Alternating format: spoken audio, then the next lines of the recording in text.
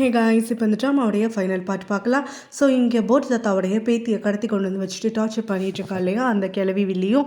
So அப்போ தான் இங்கே அந்த பேத்தி வந்து தொலைஞ்சு போயிட்டதை பார்த்துட்டு டாஸ் கிட்டேருந்து நம்பர் வாங்கி போட் தாத்தா அந்த வில்லி பாட்டிக்கிட்ட பேசுகிறாங்க. ஸோ அப்போ அந்த வில்லி பாட்டியும் அந்த தாத்தா உடனே இப்போ கண் முன்னாடி வரணும், இல்லைனா பேத்தியை வந்துட்டு கொண்டுடுவேன் அப்படின்னு சொல்லி மிரட்டுறாங்க.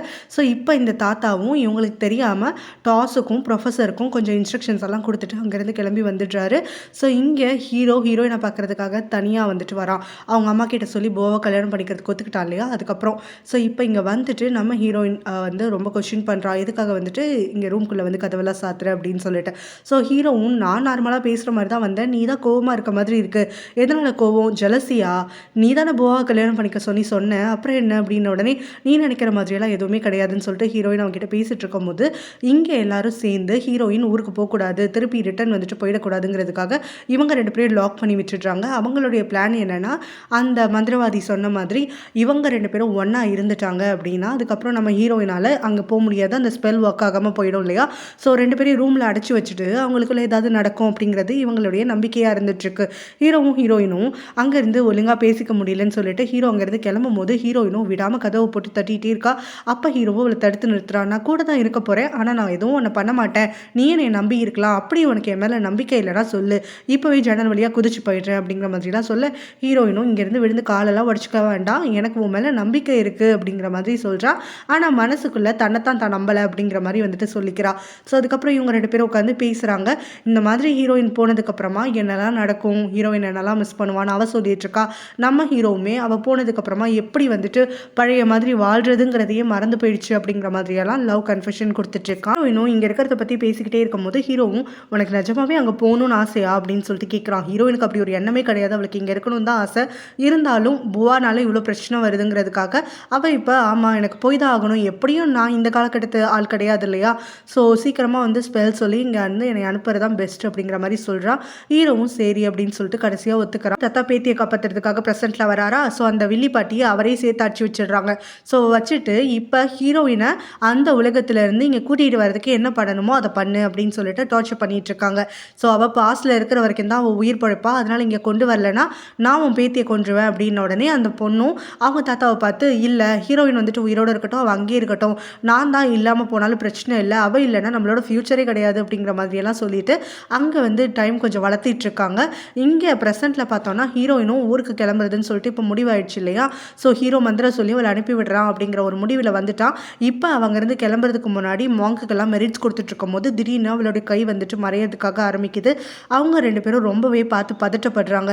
ஹீரோக்கும் சரி ஹீரோனுக்கும் சரி அவங்க நினச்சதை விட இது எல்லாமே ரொம்ப வந்துட்டு சீக்கிரமாக நடக்குது, அவங்க கண்ட்ரோலில் எதுவுமே இல்லையேன்னு சொல்லிட்டு.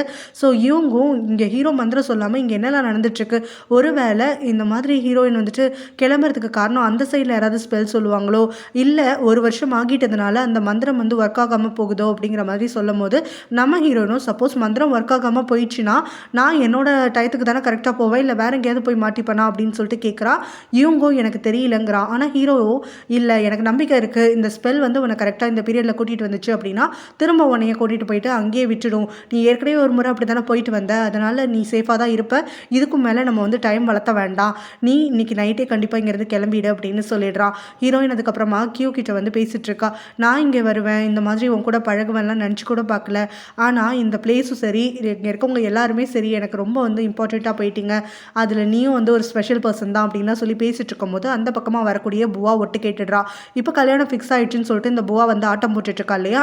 ஸோ இப்போ ஹீரோயின் வந்துட்டு ஊருக்கு கிளம்புறா அப்படிங்கிறது மாதிரி அவள் கேள்விப்பட்டுட்டு நீ ஊருக்கு கிளம்புறதுக்கு முன்னாடி என் கல்யாணத்தையும் பார்த்துட்டு போனால் நல்லாயிருக்கும், என் கல்யாணம் இன்னும் கொஞ்ச நாளில் வந்துடும், உன்னால் இங்கே எக்ஸ்டெண்ட் பண்ணி இருக்க முடியாதா என்ன, நீ என் கல்யாணத்துக்கு இருந்தால் நான் கொஞ்சம் சந்தோஷப்படுவேன் அப்படிங்கிற மாதிரி சொல்லிட்டு இருக்கா. ஹீரோயினும் ரெடி ஆகிட்டு அங்கே அந்த போட் எடுத்துகிட்டு ரிவருக்கு கிளம்பிடுறாங்க மந்திரம் சொல்கிறதுக்காக.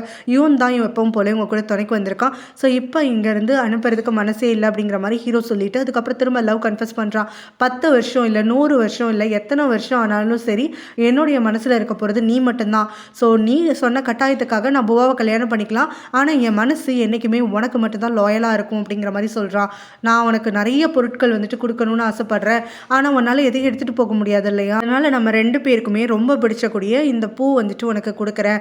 ஸோ இந்த பூவை பார்க்கையில் உனக்கு என்னுடைய ஞாபகம் இருந்துக்கிட்டே இருக்கும்ல, அதனால் இதையாவது உன்னால் கொண்டு போக முடியுதான்னு பாரு அப்படிங்கிற மாதிரி அவளுக்கு அந்த பூவை முடியல வச்சு விடுறான்.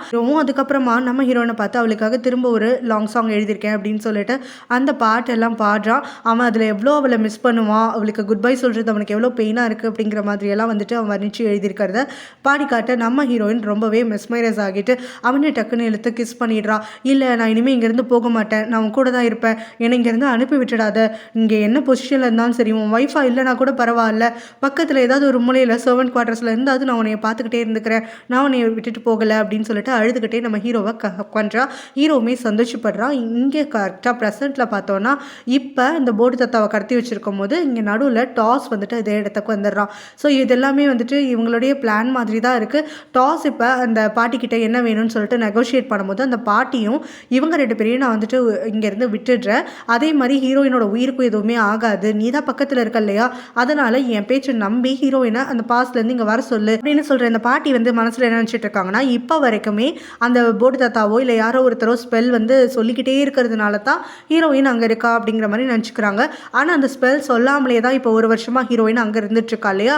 ஸோ இப்போ இதை யூஸ் பண்ணிக்கிட்டு டாஸ் வந்து ப்ரொஃபஸருக்கு கால் பண்ணிவிட்டு நான் சொல்கிற மாதிரி கேளுங்க, நீங்கள் அந்த மந்திரம் சொல்லாதீங்க, இதோட நிறுத்துங்க அப்படிங்கிற மாதிரி ஒரு ட்ராமா பண்ணுறான். ஆக்சுவலாக அங்கே என்னென்னா அந்த ப்ரொஃபஸர் வந்து மந்திரமே இப்போ சொல்ல கிடையாது, இவனாவே இந்த பாட்டியை ஏமாத்துறதுக்காக தான் இந்த மாதிரி சொல்லிட்டு இருக்கான். இந்த பாட்டியும் வந்துட்டு தம் பக்கம் எல்லாமே நடக்குதுன்னு சொல்லிட்டு டாஸ் சொன்ன மாதிரி அவங்க கூட இருக்கக்கூடிய ஆட்கள் எல்லாரையுமே வெளியில் அனுப்பி விட்டுடுறாங்க. ஸோ இப்போ வந்து ஹீரோயின் வந்துடுவான்னு சொல்லிட்டு இந்த பாட்டி அங்கே காத்துட்ருக்காங்க. ஹீரோவும் இங்கே ஹீரோயினும் ரொமான்ஸ் பண்ணிட்டு இருக்காங்களா. ஸோ அந்த சமயத்தில் ஹீரோயினுடைய கை வந்துட்டு கொஞ்சம் கொஞ்சமாக மறைய ஆரம்பிச்சிடுது.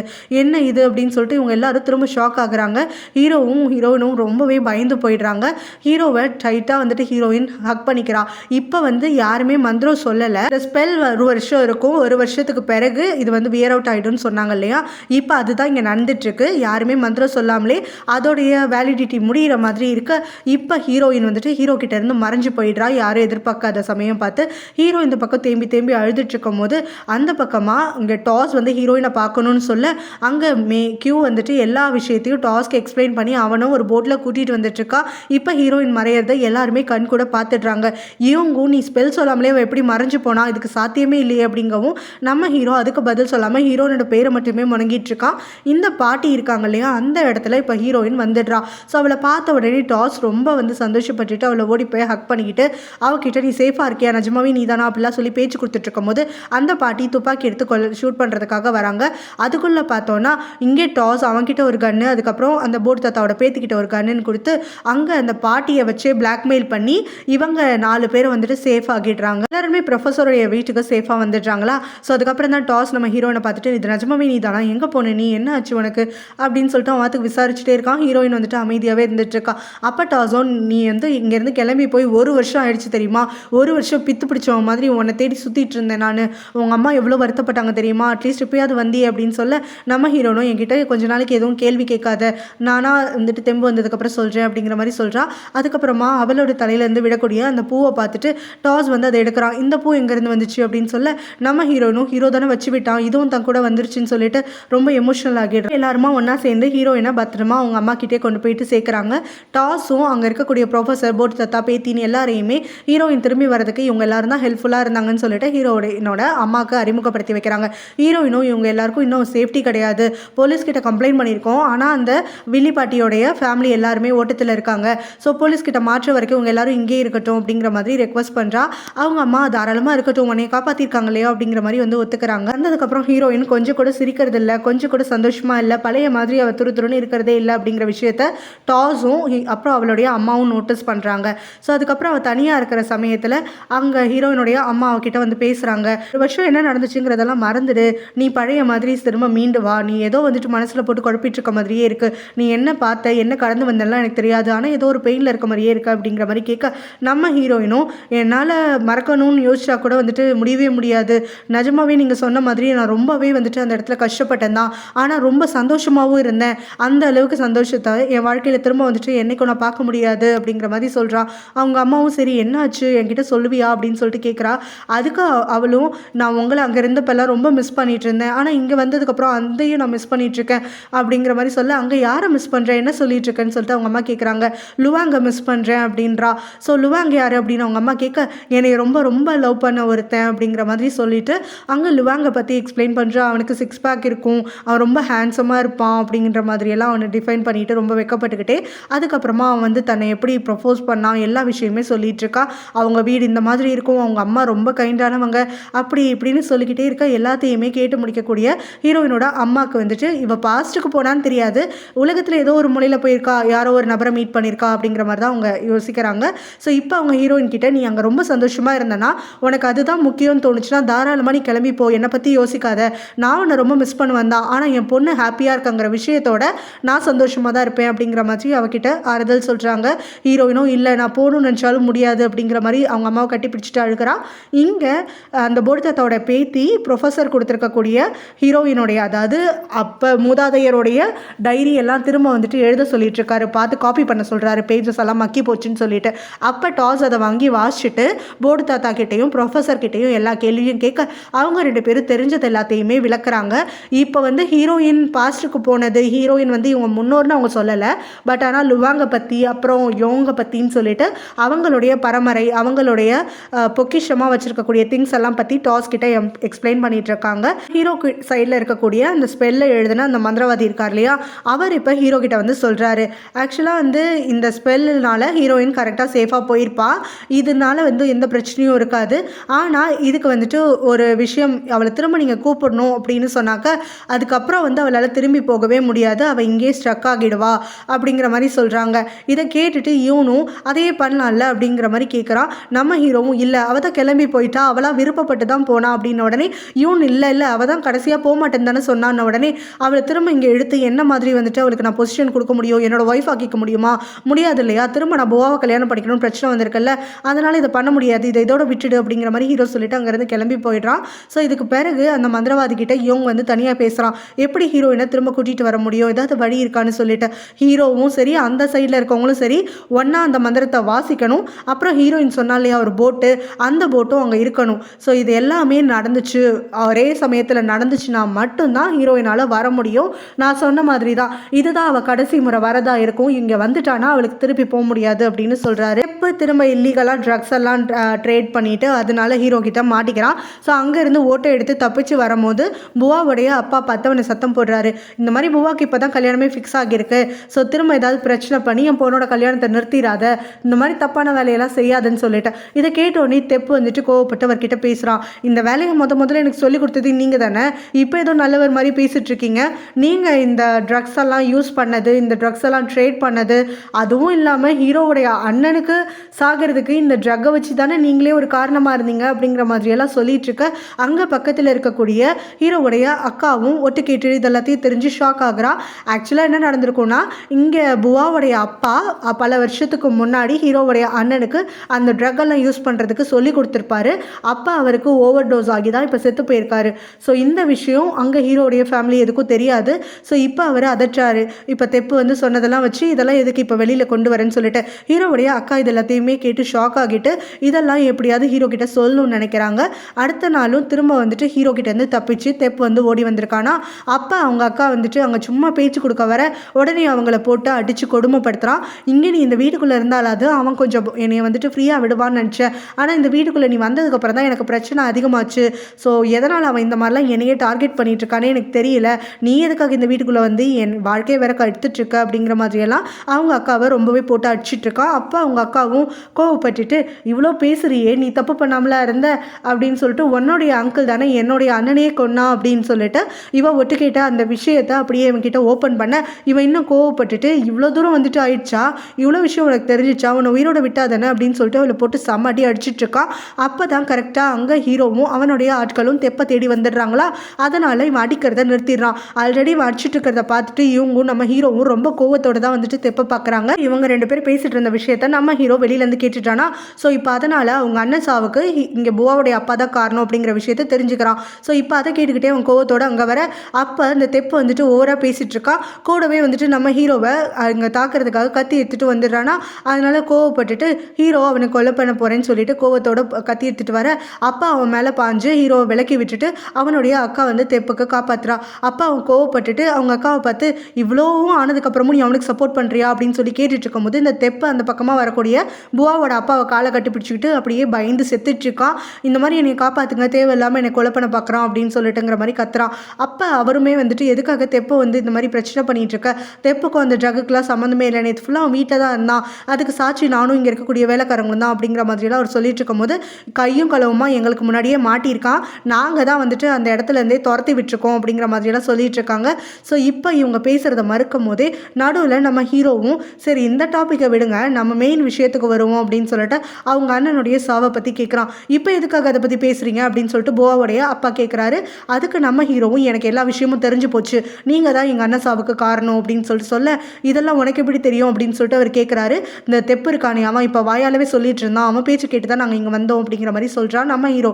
அப்போ தான் கரெக்டாக பூவாவும் நம்ம ஹீரோ வீட்டுக்கு வந்திருக்க விஷயம் தெரிஞ்சுக்கிட்டு அங்கேருந்து ஓடி அவனை பார்க்கறதுக்காக வர, அவங்க அப்பாவை இப்படி ஒரு பழி போடுறானேன்னு சொல்லிட்டு அந்த பூவாவும் நம்ம ஹீரோ கிட்ட வந்துட்டு எதுவும் ப்ரூஃப் இல்லாமல் பேசாத, தெப் சொன்னாங்கிறதுக்காக அதை அப்படியே நம்பிட்டு ஆடுவியா அப்படின்னு சொல்லிட்டு ஹீரோவை பகச்சுக்கிறான். ஹீரோ உடனே நான் ப்ரூஃப் இல்லாமலாம் சொல்லலை, கொஞ்ச நேரத்துக்கு முன்னாடி தான் தெப்பு அவன் வாயாலே சொன்னான், இல்லை உங்கள் அப்பாவை மறுத்து காட்ட சொல்லு அப்படின்ன உடனே அவங்க அப்பா அமைதியாகவே இருக்காரு. பூவாவும் சொல்லுங்கப்பா நீங்கள் எதுவும் சம்மந்தம் இல்லைன்னு சொல்லுங்க அப்படிங்கிறா. அதுக்கு அவங்க அப்பாவும் என் மேலே தப்பு தான், இத்தனை வருஷமாக அந்த கில்ட்டி ஃபீலிங்கோட தான் நான் நடந்துட்டுருக்கேன் அப்படின்றாரு. ஹீரோ உடனே எங்கள் பூவாவோட அப்பாவை பற்றி இத்தனை வருஷத்துக்கு முன்னாடி எங்கள் அண்ணன் இறந்து போனப்போ அவருடைய பாடியை நீங்கள் தான் கண்டுபிடிச்சிங்கன்னு சொல்லி எங்கள் வீட்டுக்கு கொண்டு வந்து வந்தீங்க, அவரை காப்பாற்ற முயற்சி பண்ண முடியலன்னு சொல்லி தானே எங்கள் அம்மா கிட்ட கொண்டு வந்து அந்த பாடியை கொடுத்தீங்க, அப்போ உண்மையை சொல்லியிருக்கலாமேன்னு உடனே நான் இது மாதிரிலாம் நடக்கும்னு எதிர்பார்க்கவே இல்லை, இந்த மாதிரி நடந்ததுக்கு அப்புறத்துலேருந்து நான் அந்த ட்ரக் பக்கமே போகிறதில்ல, இது நிஜமாவே ஒரு ஆக்சிடென்ட் தான், நிஜமாவே நான் அவனை காப்பாற்றணும் தான் நினச்சேன், ஆனால் இந்த விஷயத்தை என்னால் வந்துட்டு வெளியில் சொல்ல முடியல, சொன்னால் என்னுடைய ஃபேமிலி பேரே கெட்டு போயிடுமே அப்படிங்கிற மாதிரி சொல்லிட்டு இருக்கும் போது, அதுக்காக நீங்கள் நல்லவர் வேஷம் போட்டிருக்கீங்க, அத்தனை பேருக்கு முன்னாடி எங்கள் அம்மாவுக்கு முன்னாடி அவங்க பையனை வந்துட்டு காப்பாற்றுற மாதிரி நீங்கள் நடிச்சிருக்கீங்க அப்படிங்கிற மாதிரிலாம் சொல்லிட்டு இருக்காங்க. அப்போ பூவாவோட அப்பாவுமே ரொம்ப தலை குனிஞ்சு நின்றுட்டு இருக்காரு.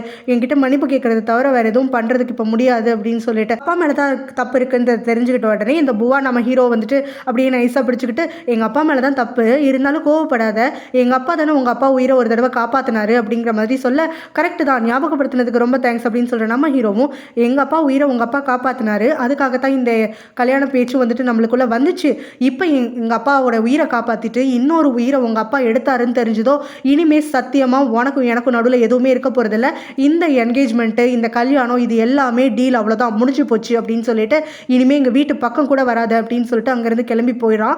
அப்போ போகிறதுக்கு முன்னாடி பூவா வந்துட்டு அவனை தடுத்து நிறுத்துறான். நீ இந்த மாதிரிலாம் பண்ணக்கூடாது, எங்கள் அப்பா பண்ண தப்புக்கு நான் என்ன பண்ணுவேன் அப்படின்னு சொல்லிட்டு, எல்லாமே இதோட தான் முடிஞ்சு போச்சு, உங்கள் அப்பா பண்ண ஹெல்ப்புக்கு தானே இந்த கல்யாணம் ஃபிக்ஸ் ஆச்சு, உங்கள் அப்பா கொலை பண்ணிட்டாருன்னு உடனே இது முடிஞ்சு போச்சு, அப்பாவை நான் மன்னிச்சிடுறேன், அவருக்கு எந்த தண்டனையும் நான் கொடுக்க போகிறதில்ல, அவரை எந்த பக்கமும் வந்துட்டு கேஸ் கொடுத்து நான் இழுக்க போகிறதில்ல, ஆனால் இந்த ரெண்டு ஃபேமிலிக்குள்ளே இருக்கக்கூடிய பந்தம் முடிஞ்சு போச்சு அப்படின்னு சொல்லிட்டு அவருடைய அக்காவை வீட்டுக்கு கூப்பிட்றான். அவங்க அக்கா பதில் சொல்கிறதுக்கு முன்னாடியே இந்த தெப்பு அவங்களுக்கு பின்னாடி போய் பம்மிக்கிட்டு எப்பவும் போல் அவங்க காதில் ஓதிக்கிட்டே இருந்துட்டு இருக்கான். நீ என்னை விட்டுட்டு போக போறியா, நான் உன்னை அவ்வளோ லவ் பண்ணுறேன் அது இதுன்னு சொல்லிட்டு இவங்களும் முட்டாள்தனமாக அவன் சொல்கிறது எல்லாத்தையுமே நம்பிக்கிட்டு நம்ம ஹீரோவை பார்த்து இதுதான் என்னோட வீடு, தெப்பு தான் என்னோட ஹஸ்பண்ட், நான் அவன் கூட தான் இருப்பேன் அப்படின்னு சொல்லி ஹீரோ கிட்ட வரமாட்டேன்னு சொல்லிடுறாங்க.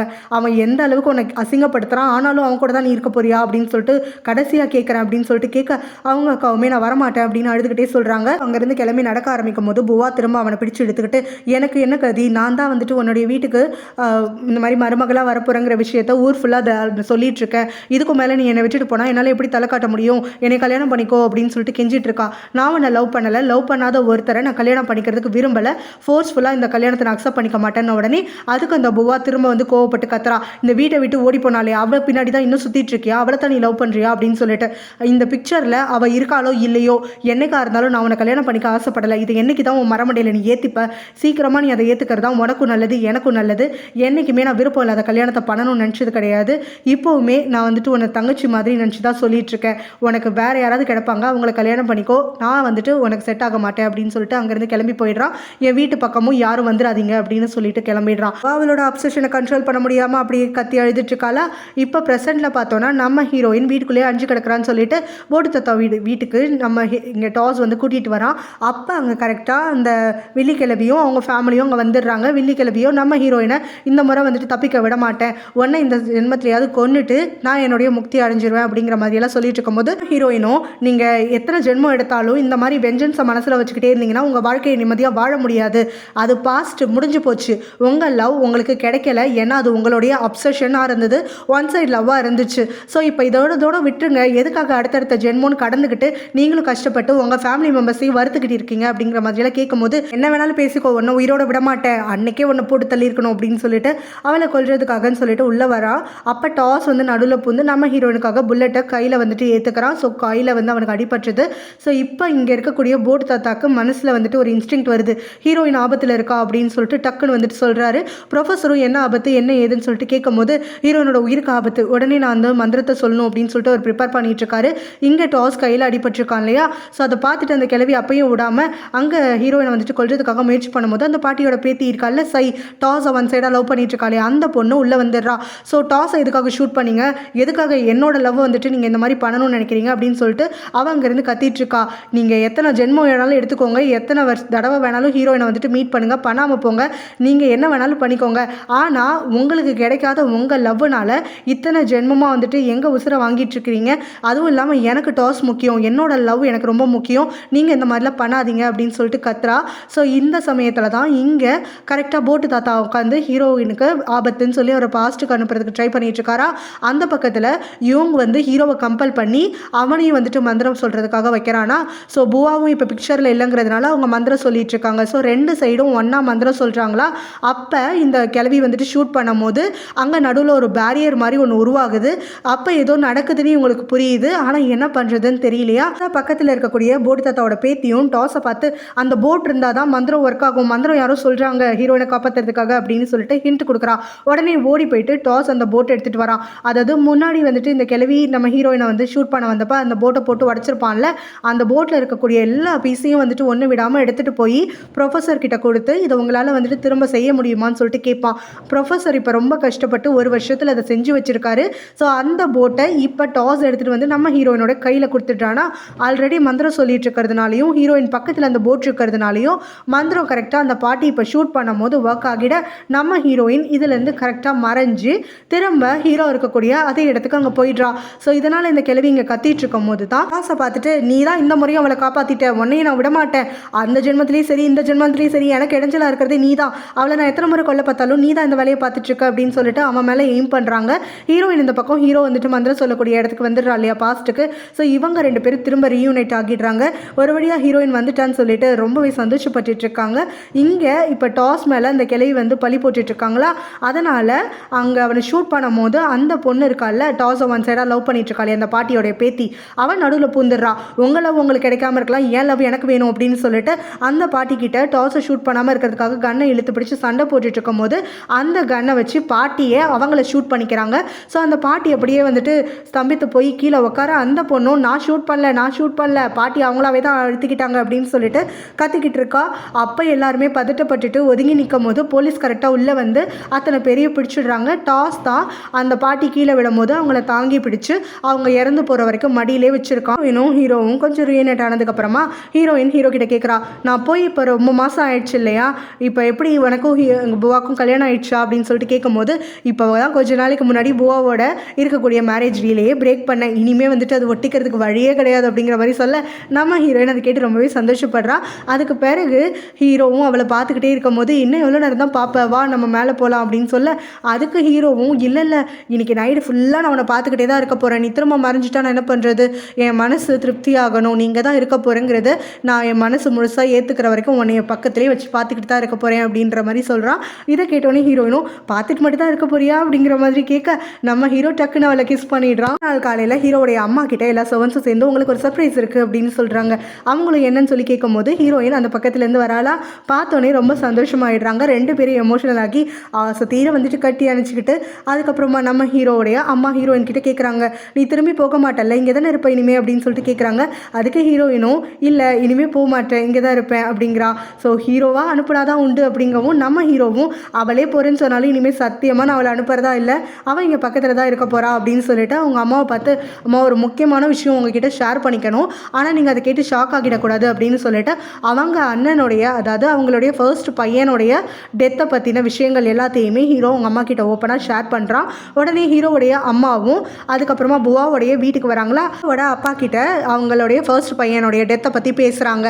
ஸோ என் பையன் மூலமாக இப்போ தான் நான் கேள்விப்பட்டேன் இந்த மாதிரி என் பெரிய பையன் எப்படி இறந்தான்னு சொல்லிட்டு, ஸோ இது எல்லாமே வந்துட்டு எனக்கு கோவத்தை விட வருத்தம் தான் அதிகம், உண்மையை மறைச்சிட்டிங்கன்னு சொல்லிட்டு அப்படின்னு உடனே நான் இது எதுவுமே நடக்கும்னு நினைக்கல, சத்தியமாக நான் அவனை காப்பாற்றணும்னு முயற்சி பண்ணேன் தான் ஓவர் டோஸ் ஆனதுக்கப்புறம், ஆனால் என்னால் முடியலை அப்படிங்கிற மாதிரி சொல்லிவிட்டு என்னை மன்னிச்சிடுறீங்களா அப்படின்னு சொல்லிட்டு கேட்க ஹீரோவுடைய அம்மாவும் நான் உங்களை மன்னிச்சிடுறேன், இந்த விஷயத்தை மறைச்சிடுறேன் அப்படின்னு உடனே புவாவும் ரொம்ப சந்தோஷம் ஆண்டி, இப்போ நம்ம இந்த ப்ராமிஸை கீப் அப் பண்ணலாமா அப்படின்னு சொல்லிட்டு கேட்கும் போது நீங்கள் என் ஹஸ்பண்டை வந்துட்டு உயிரை காப்பாற்றினால தான் என் ஹஸ்பண்ட் வந்து சாகிற சமயத்தில் இருந்தப்போ இந்த வெட்டிங்கை பிளான் பண்ணார் இல்லையா, அதை நான் இன்னும் மறக்கலை, என்னைக்கு வந்துட்டு மறக்கணும்னு நினச்சதும் கிடையாது.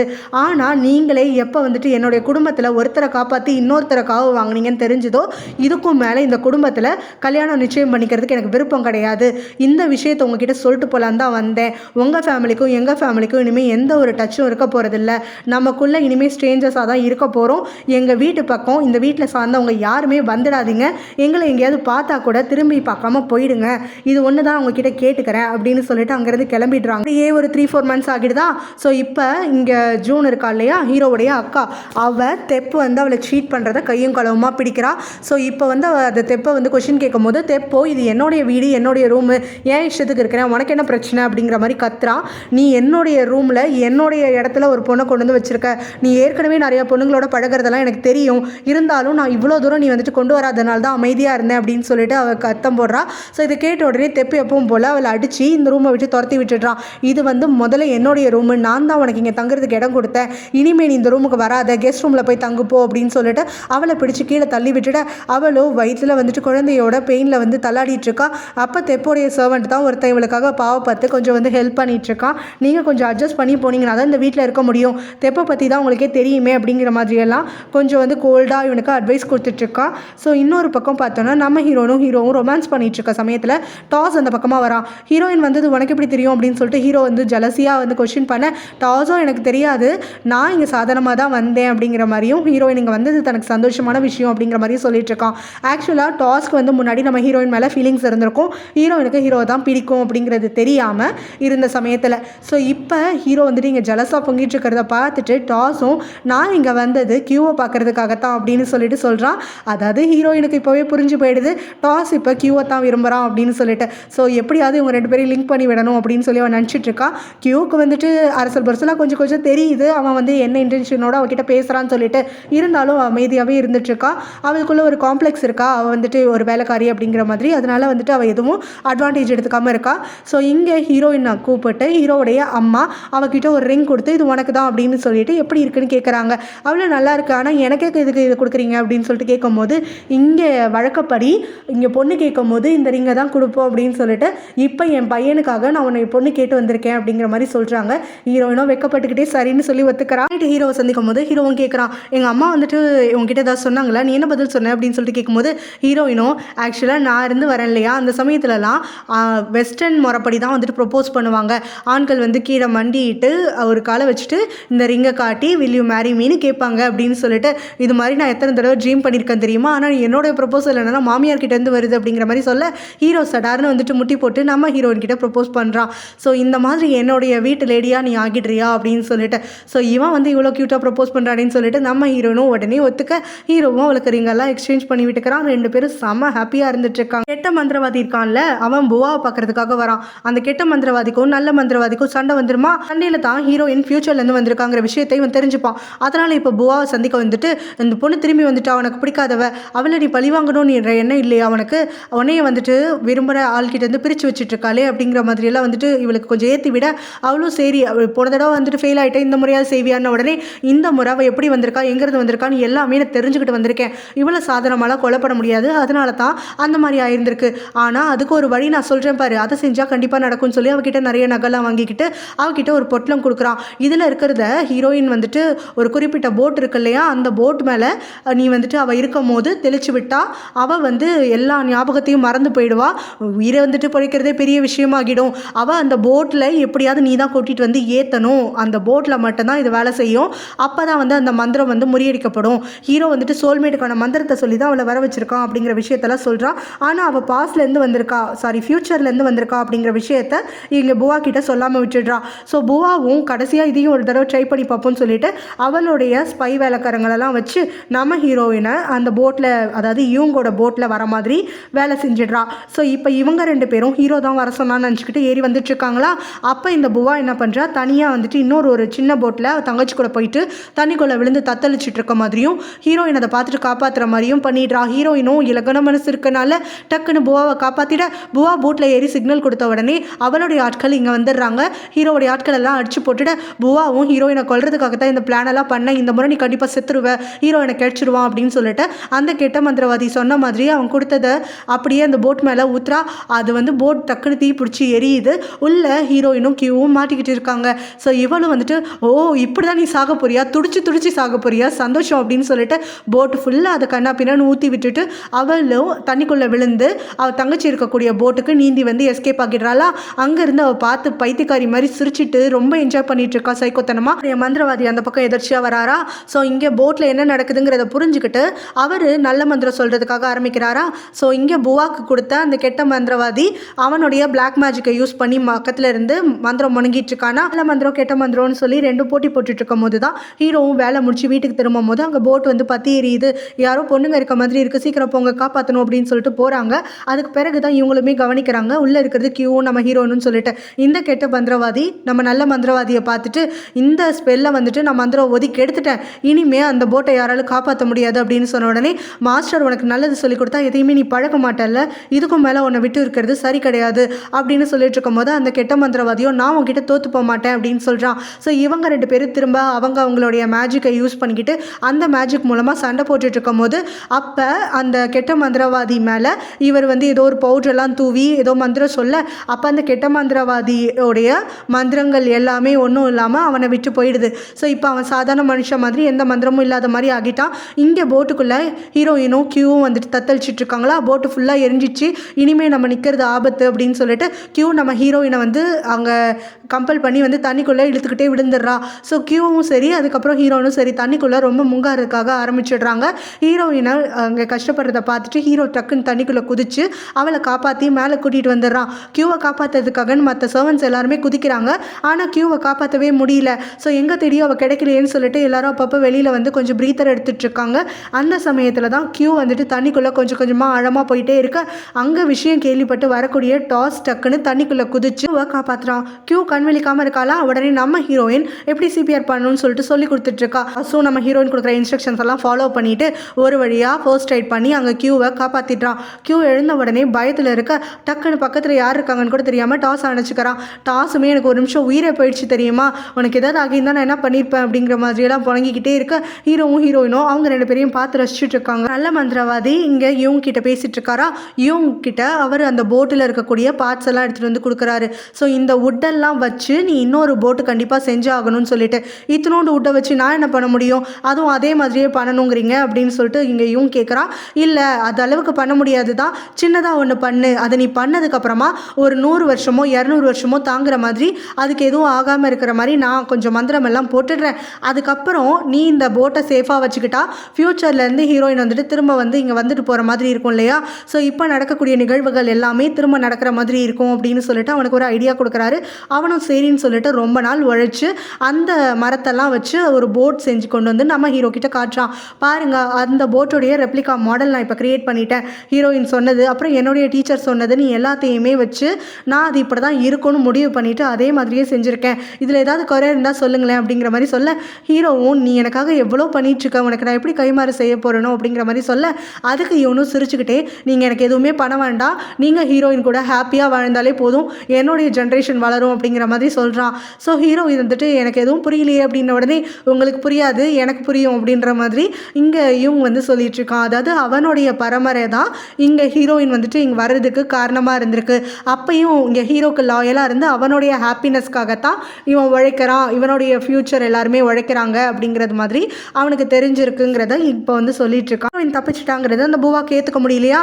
திரும்ப அந்த வெறி பிடிச்சவ அடுத்ததான் அங்கே பிளாக் மேஜிக் பண்ணுறவனை தேடி வந்துடுறா. ஸோ நீங்கள் கொடுத்தது ஒர்க் ஆகிடுச்சு ஆனால் நடுவில் வந்து மாட்டிக்கிட்டாங்க அப்படின்னு சொல்லிட்டு. ஸோ இப்போ அவனை சந்திக்க வரும்போதே அவன் வந்து ஆல்ரெடி இவன் வருவான்னு சொல்லி எதிர்பார்த்துட்டே இருந்திருப்பான் போல். அதனால் வாசலேருந்து ரொம்ப அழகான பூவா இன்றைக்கி வந்திருக்காங்களே அப்படின்ற மாதிரி வந்து வரவேற்றுட்ருக்கான். இவன் பேசுகிறதெல்லாம் ரொம்ப வந்து கேவலமாக இருக்குது, நீ வா நம்ம கிளம்பி போகலான்னு சொல்லிட்டு பூவோட தங்கச்சி கூப்பிட்றான். இவன் நம்மளுக்கு வந்துட்டு இவனோட ஹெல்ப் வேணும் அப்படின்னு சொல்லிட்டு பூவாவும் அவனை பார்த்து ஹீரோயினை தான் அழிக்க முடியாதுன்னு சொல்லிட்டு அதனால் ஹீரோ அழிச்சிடு, எனக்கு கிடைக்காதவன் வேறு எவளுக்கும் கிடைக்கக்கூடாது அப்படின்னு சொல்கிறான். இதை கேட்டோன்னே அந்த மந்திரவாதியோ அதுக்கு என்ன பண்ணிடலாம் அப்படின்னு சொல்லிட்டு சொல்கிறான். ஆனால் அது கொஞ்சம் செலவாகுமேன்னு உடனே எவ்வளோ செலவானாலும் நான் தரேன் அப்படின்னு உடனே அந்த மந்திரவாதி அவளை உள்ளே கூட்டிகிட்டு போகிறான். அதுக்கப்புறமா அவகிட்ட வந்து ஒரு லிக்விட் கொடுக்குறான். ஸோ இதை வந்து நீ உன் மேலே தடவிக்கோ, அதுக்கப்புறமா நான் என்ன பண்ணணுங்கிறத இன்ஸ்ட்ரக்ஷன் சொல்கிறேன்னு சொல்கிறான். சரி சொல்லுங்கன்னு சொல்லிட்டு வெயிட் பண்ணிகிட்டு இருக்கும் போது அவனும் பூவாவை பார்த்துட்டு இந்த இடத்துல அடுத்தவங்க இருந்தாங்கன்னா என்னால் இன்ஸ்ட்ரக்ஷன் சொல்ல முடியாது, இது சீக்ரெட்டாக சொன்னால் தான் ஒர்க் ஆகும், ஸோ மற்றவங்களெல்லாம் அனுப்பிட்டு நீ மட்டும் இரு அப்படிங்கிறான். ஸோ இங்கே பூவாவோட தங்கச்சியோ நான் போக மாட்டேன் கூட கூட தான் இருப்பேன்னு உடனே அப்போ இந்த இடத்த விட்டு நீங்கள் 2 பேரும் கிளம்பலாம், உங்களுக்கு இங்கே என்னால் ஹெல்ப் பண்ண முடியாதுன்னு அவன் ரொம்ப ஸ்ட்ரிக்டாக சொல்கிறான். சரின்னு புவாவும் அங்கே இருக்கவங்க எல்லாரையுமே வந்துட்டு அனுப்பி விட்டுடுறா. எல்லாரும் வெளியில் தானே நிற்க போகிறீங்க, எனக்கு ஏதாவது பிரச்சனைனா குரல் கொடுக்குறேன் வந்துருங்க அப்படின்னு சொல்லிட்டு சரின்னு அரமனசோட அங்கே புவாவோட தங்கச்சியும் மற்ற வேலையாட்களும் அங்கேருந்து கிளம்புறாங்க. அவங்க வெளியில் போன உடனே இந்த கெட்ட மந்திரவாதி இருக்கான்ல, அவன் ஏதோ ஒரு மந்திரம் சொல்லிட்டு ஒரு பொடியை கதவு பக்கமாக தூவுறானா. உடனே எல்லாரும் வெளியில் இருக்கவங்கலாம் அப்படி தூங்கிடுறாங்க. எதுவுமே தெரியாத புவாவும் இவங்கிட்ட சரி இன்ஸ்ட்ரக்ஷன்ஸ் சொல்லுங்க சீக்கிரம், நான் போயிட்டு ஹீரோவை கொல்லணும் அப்படிங்கிற மாதிரி நின்றுட்டு இருக்கும் போது அவன் டக்குன்னு நம்ம புவா கிட்ட மிஸ்பிஹேவ் பண்ணுறதுக்காக ஆரம்பிக்கிறான். ஸோ புவாவும் என்ன பண்ணிட்டு இருக்க நீனு அப்படின்னு சொல்லிட்டு குரல் கொடுக்குறா. நீ குரல் கொடுத்தா யாருமே வரமாட்டாங்க, அத்தனை பேர் தூங்கிட்டாங்க, நான் எல்லாம் பிளான் பண்ணி தான் பண்ணுவேன் தெரியுமா, ஆக்சுவலாக அந்த என்னுடைய மேஜிக்கை வந்துட்டு அழிச்சதுக்கு நீ தான் காரணமாக இருந்துட்ட, உனக்கு உதவி பண்ண போய் தான் இப்போ நான் எதுவுமே இல்லாமல் ஆகிட்டேன், அதனால் காம்பன்சேஷன் பண்ணணும்ல, இந்த ஊர்லேயே நீ தான் அழகானவ, அதனால் உன் அழகை நான் எடுத்துக்கிறேன் அப்படின்னு சொல்லிட்டு அவளை கட்டாயப்படுத்தி அவள் கூட ஸ்லீப் பண்ணிடுறான். ஸோ அடுத்த நாள் காலையில் தான் இங்கே இருக்கக்கூடிய சர்வன்ஸு அப்புறம் புவாவோட தங்கச்சின்னு எல்லாருமே கண் விழிக்கிறாங்களா. ஸோ அவள் உடனே பதறிட்டு என்ன விடிஞ்சு போச்சா என்ன ஆச்சுன்னு ஒன்றுமே புரியாமல் அந்த ஹட்டுக்குள்ளே வரா. அங்கே புவா வந்து சுருண்டு கிடக்கிறத பார்க்குறா. ஸோ அவள் இருக்கக்கூடிய நிலைமையை பார்த்த உடனே இவளுக்கு புரிஞ்சிருக்கு அந்த மந்திரவாதி தான் இந்த மாதிரி பண்ணிட்டான்னு சொல்லிட்டு. ஸோ இப்போ அவள் புவாவை கைத்தாங்களாக தூக்கி விட்டுட்டு என்ன ஆச்சு உனக்குன்னு சொல்லிட்டு அவள் அழுதுகிட்டே வந்துட்டு கேட்க, புவாவும் வந்துட்டு அவன் ஏமாத்திட்டான் அப்படின்னு சொல்லிட்டு அழுகிறா. ஸோ இப்போ அவள் இருக்கக்கூடிய நிலைமையில் வெளியில் யார்கிட்டயும் சொல்கிறதும் வந்துட்டு முறை கிடையாதுன்னு சொல்லிட்டு புவாவோட தங்கச்சியும் இந்த விஷயம் நம்மளை தாண்டி வெளியில் போகாது, நீ எதையும் கவலைப்படாத, உனக்கு வந்துட்டு நான் துணை இருக்கேன் அப்படிங்கிற மாதிரி சொல்லிட்டு இருக்கா. அதே சமயத்தில் தான் இந்த பக்கம் ஹீரோவுடைய வீட்டில் ஹீரோவுடைய தாத்தாக்கு முன்னாடி ஹீரோக்கும் ஹீரோயினுக்கும் கல்யாணம் பண்ணுறாங்க.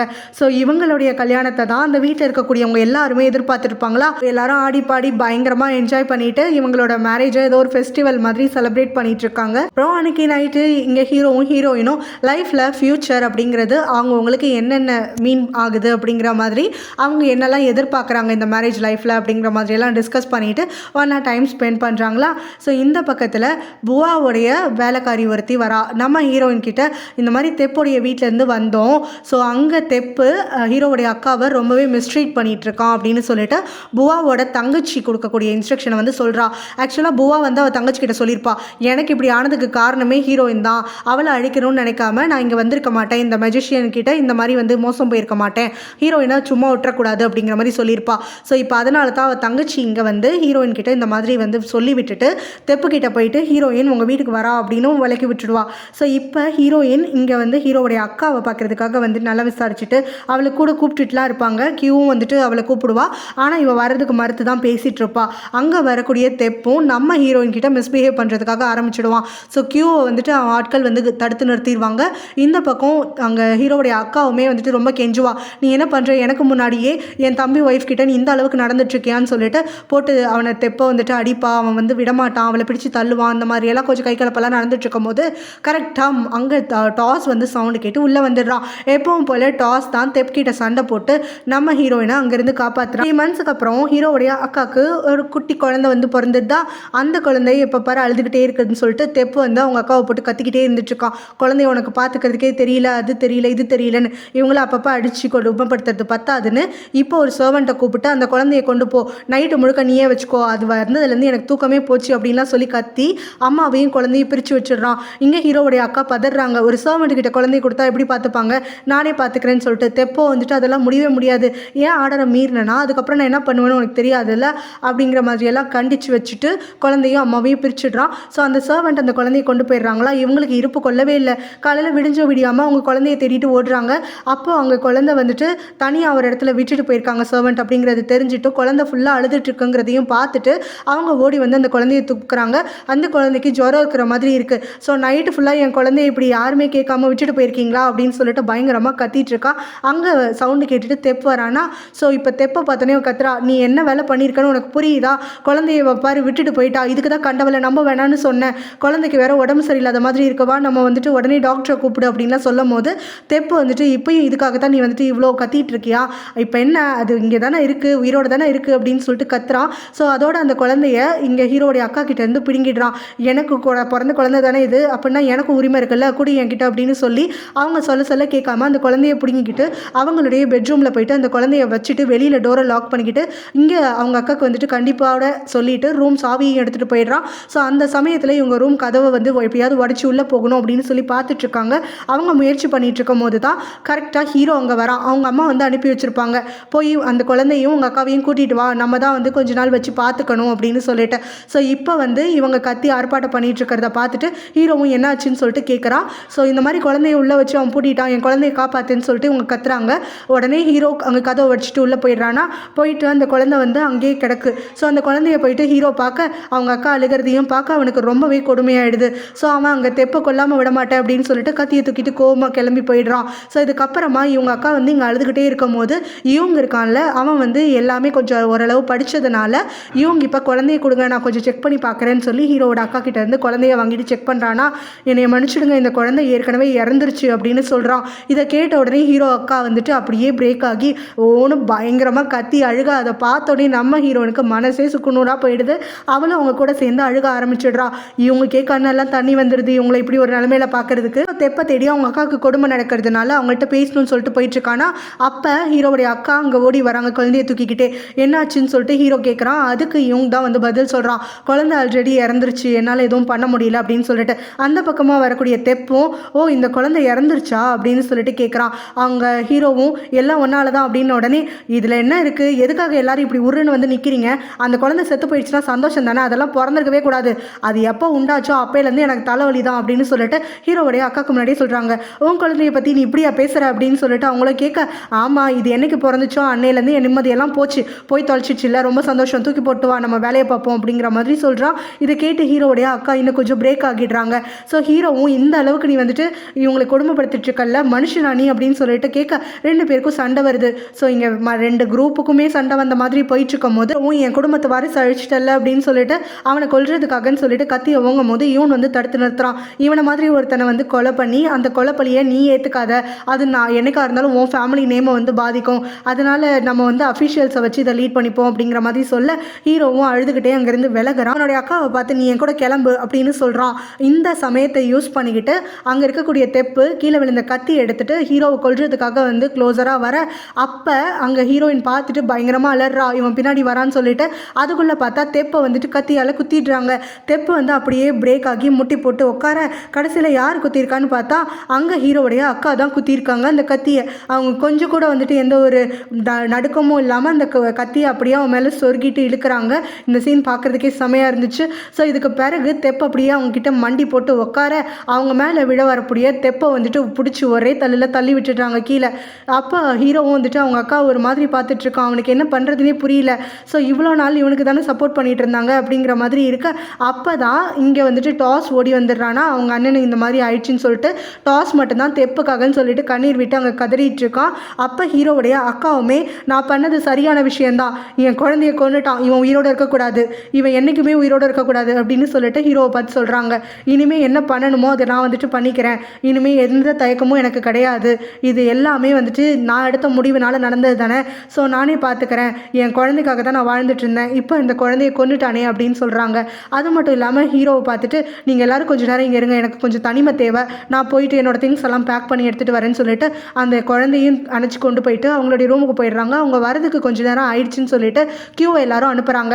அங்கே கியூ வந்து பார்க்கும்போது இவங்க விஷம் குடிச்சிட்டு கிடந்திருக்கிறத கவனித்து அவங்க அழுது குரல் கொடுக்குறா. ஹீரோ பதட்டத்தோடு அங்கே ஓடி வரான். ஸோ எல்லாருமே வந்துட்டு ஃபாலோ பண்ணிவிட்டு அங்கே ஓடி வரும்போது தான் அவங்க அக்கா விஷம் குடிச்சது தெரிஞ்சு ஹீரோவும் சத்தம் போடுறான். நீ என்ன பண்ணிட்ட, உனக்கு விஷம் எங்கேருந்து கிடச்சிது, எதுக்காக இப்படி பண்ண, உனக்காக நான் இல்லையா, எதுக்காக இப்படி ஒரு அவசரப்பட்டு முடிவெடுத்த அப்படின்னவும் ஹீரோவுடைய அக்காவும் என்னைய யாரும் காப்பாற்றலாம் வேண்டாம், எனக்கு போதும் இந்த வாழ்க்கை, நான் இங்கே இதை என்னைக்கோ பண்ணியிருக்கணும் இங்கே இந்த வீட்டுக்கு வந்ததுக்கப்புறம், ஆனால் குழந்தை வயிற்றில் இருந்ததே தான் அமைதியாக இருந்தேன், இந்த இறந்ததுக்கப்புறமா குழந்தைக்கு துணையாக இருக்கணும், அதுக்காகவாது வாழணும்னு சொல்லிட்டு தான் முடிவில் இருந்தேன், இப்போ எனக்கு குழந்தையே இல்லாமல் போயிடுச்சு, அப்புறம் நான் மட்டும் எதுக்காக இருக்கணும், இது எல்லாமே நான் பண்ண பாவம் தான், நான் எடுத்த ஒரே ஒரு தப்புனால தான் வந்துட்டு என்னுடைய வாழ்க்கை இப்படி ஆயிடுச்சு, அடுத்து இன்னும் ஒரு ஜென்மம் நான் எடுத்தேன் அப்படின்னா அந்த ஜென்மத்திலையும் உன்னையும் அம்மாவையும் நான் சந்திக்கணும், அப்பயும் நீ எனக்கு தம்பியாக பிறக்கணும், நான் உன்னைய நல்லா பார்த்துக்கணும், என்னைய மன்னிச்சிரு, நான் பண்ண தப்புக்கு அம்மா கிட்டேயும் சொல்லு, கடைசியாக ஒரே ஒரு தடவை நான் மன்னிப்பு கேட்டேன்னு சொல்லிட்டு அப்படின்ற மாதிரி சொல்லிக்கிட்டே வந்துட்டு ஹீரோவுடைய மடியிலே அவங்க இறந்து போயிடுறாங்க. மற்றவங்களும் சேர்ந்து அவனுடைய வீட்டுக்கு வராங்களா.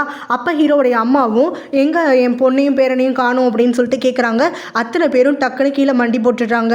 ஸோ ஹீரோவுடைய அம்மாவும் என்னாச்சு, எல்லாரும் இந்த மாதிரி பிஹேவ் பண்ணிட்டு இருக்கீங்க அப்படின்னு சொல்லி கேட்கும் போது ஹீரோ தான் சொல்கிறான், என்னைய மன்னிச்சிடுங்க, நான் உங்களுக்கு சொன்ன மாதிரி அவங்கள என்னால் கூட்டிகிட்டு வர முடியாமல் போயிடுச்சு, அங்கே அக்காவும் சரி அவளோட குழந்தையும் சரி ரெண்டு பேருமே இறந்து போயிட்டாங்க, ரெண்டு பேரையும் பொணமாக தான் வீட்டுக்கு தூக்கிட்டு வந்திருக்கேன், நம்ம வீட்டு வாசலில் தான் இருக்காங்க அப்படின்னு சொல்லிட்டு அழுகிறான். இதை கேட்டுட்டு ஹீரோவுடைய அம்மா ரொம்ப ஷாக்கில் அப்படியே பொத்துன்னு கீழே உட்காடுறாங்களா. ஹீரோயினும் அப்புறம் மற்றவங்கெல்லாம் சேர்ந்து அவங்களுக்கு ஆறுதல் சொல்லிட்டு இருக்காங்க. அவங்களும் நான் ஒரு தடவையாவது என் பொண்ணை மன்னிச்சிட்டேங்கிற விஷயத்த சொல்ல முடியாமல் போயிடுச்சுன்னு சொல்லிட்டு அங்கே பயங்கரமாக தேம்பி தேம்பி அழுதுட்ருக்காங்க. ஸோ அதுக்கப்புறம் கொஞ்சம் மாதம் ஆகிடுது. நம்ம ஹீரோயின் இப்போ ப்ரெக்னெண்ட்டாக இருக்காளா. அதை ஹீரோ கிட்ட இன்டெரக்டாக சொல்ல அவனுக்கு மட்டும் புரியல, ரூமில் இருக்க அத்தனை பேருக்கும் புரியுது. அத்தனை பேரும் ஹீரோயினுக்காக ரொம்ப சந்தோஷப்பட்டுட்டு இருக்காங்க.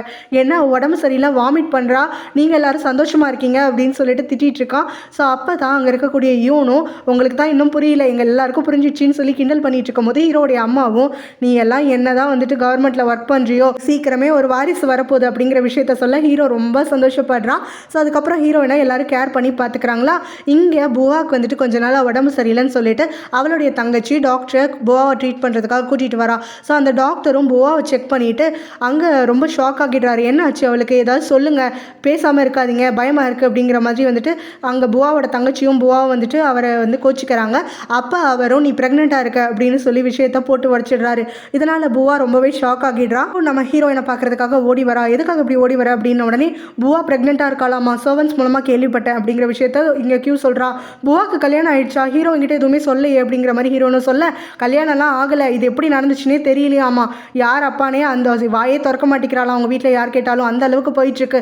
நான் கூட கொஞ்ச நாள் வந்துட்டு யோசிச்சுட்டே இருந்தேன், புவா உங்களுக்கு எதுவும் பிரச்சனை கொடுக்கலையே, என்ன காரணமாக இருக்கும்னு சொல்லிட்டு.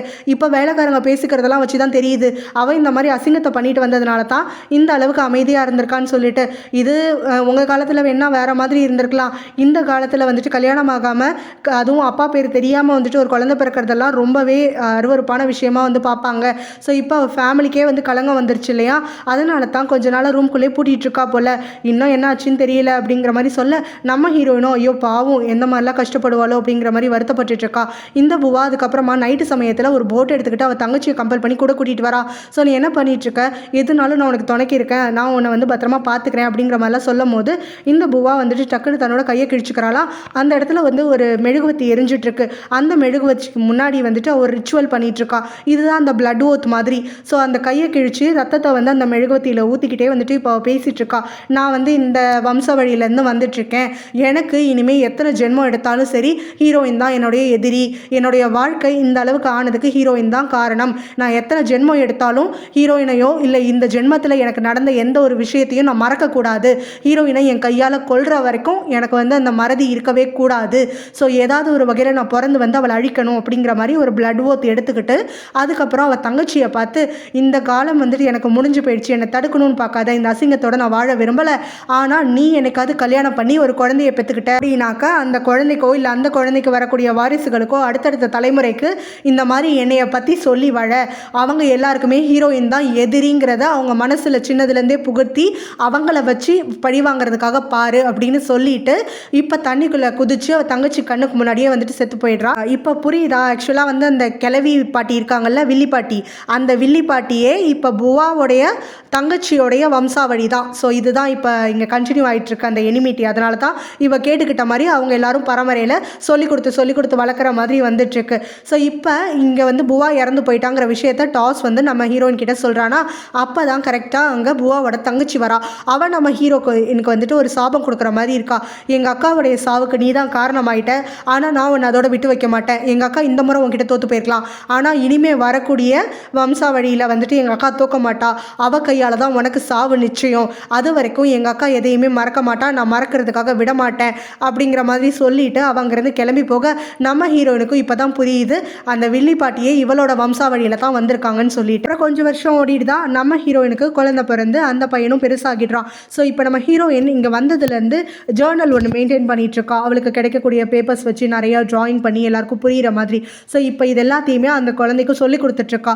அதாவது ஃப்யூச்சர்லேருந்து வரக்கூடிய அதை இப்படின்னா இந்த குழந்தையோடைய பாட்டி தான் இனிமே தான் பிறந்து வருவாங்க அப்படிங்கிற மாதிரியெல்லாம் வந்துட்டு எப்படியோ வந்து சொல்லி கொடுத்து இவ கடந்து வந்த பாதை, புவா வந்து இவளை கஷ்டப்படுத்தினது, அது எல்லாத்தையுமே சொல்லி கொடுத்து வளர்க்குற மாதிரியும் ரொம்ப டீட்டெயில்டாகவும் ஒரு ஜேர்னல் எழுதியிருக்கா. இந்த ஜேர்னல் தான் இப்போ வந்து அங்கே ப்ரொஃபஸர் பத்திரமா வச்சு மெயின்டைன் பண்ணிகிட்ருக்காரு ப்ரெசென்ட்டில். அதே மாதிரி கியூக்கும் டாஸுக்குமே வந்துட்டு ஒரு ஹாப்பி எண்டிங் அந்த இடத்துல கிடச்சிருது. டாஸ் வந்து அவன் விரும்பின கியூவையே கல்யாணம் பண்ணிக்கிறான். அங்கே அவங்க ரெண்டு பேருடைய சந்தோஷத்துக்காகன்னு சொல்லிட்டு கியூ கூட இருக்கக்கூடிய மற்ற சர்வன்ஸ் எல்லாருமே ரொம்ப சந்தோஷப்படுறாங்க. ஸோ இந்த மாதிரி இவங்க எல்லாரும் ஹாப்பியாக இருந்துட்டு இருக்கும் போது தான் ஹீரோயின் ப்ரெக்னெண்ட்டாக இருக்க இவங்க ரெண்டு பேரும் சேர்ந்து அடுத்த குழந்தைக்கு என்ன பேர் வைக்கலாம்னு சொல்லிட்டு ஹீரோயினும் டிஸ்கஸ் பண்ணிட்டு இருக்காங்க.